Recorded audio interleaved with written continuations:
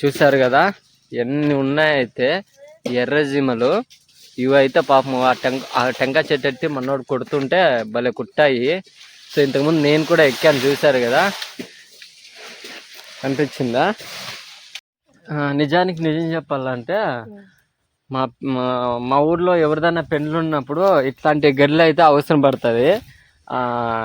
ఇట్లాంటి టెంకాయ గడ్డలు అది ఏమంటే కళ్యాణ మంటపం కట్టేటప్పుడు ఇట్లా చిన్న గడ్డలు తీసుకొని చిన్నగా కట్ చేసి డిజైన్ చేసి కళ్యాణ మంటపం అనేది కడతారు.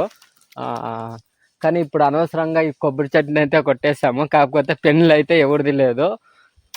కొబ్బరి చెట్టు కొట్టినామన్న బాధ ఉంది, ఇంకా ఏమో ఉందిలే. నేను ఇంతకుముందు చెప్పాను కదా ఈడు కొబ్బరి చెట్టు ఎక్కే దాంట్లో ఎక్స్పోర్ట్ అని. కానీ నేనంటే ఆయనకి పడదు. సో నేనైతే కింద ఉన్నాను, వాడు పైన ఉన్నాడు.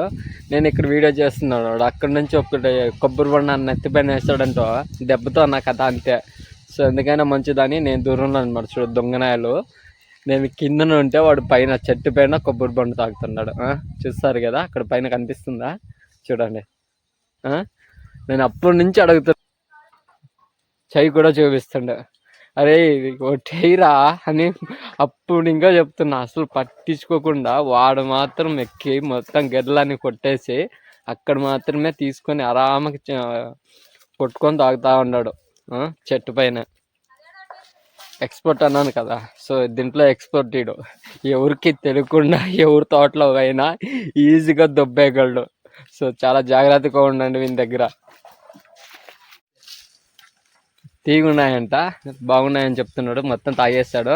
సరే అక్కడ సైడ్లో అయ్యారా స్వామి, ఆమె నా నెత్తి మీద గిన్నె కుక్కావు, దెబ్బతో నా పని అయిపోద్ది స్వామి రే. సైడ్లో అక్కడే నెత్తి మీద గిన్నె వేసావు ఆమెట, ఓకేనా? అమ్మా చూడు నా దాకా వచ్చింది ఇది. వాడు ఆడేసాడా చూడు, ఈడొచ్చింది ఇది. వాడు ఆడేస్తే ఈడొచ్చింది, చెప్పాను కదా. నేనంతా మనకు పడదు కొంచెం. ఇప్పుడు ఇదైతే వచ్చింది మాది పొట్టల పిల్ల ఇది. చూడండి ఇది కూడా కొబ్బరిది తింటుంది కూడా. సో కనిపిస్తుందా మీకు క్లియర్గా?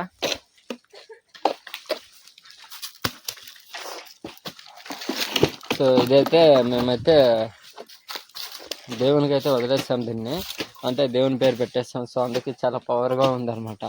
కనిపిస్తుందా పోతూ? ఓకే.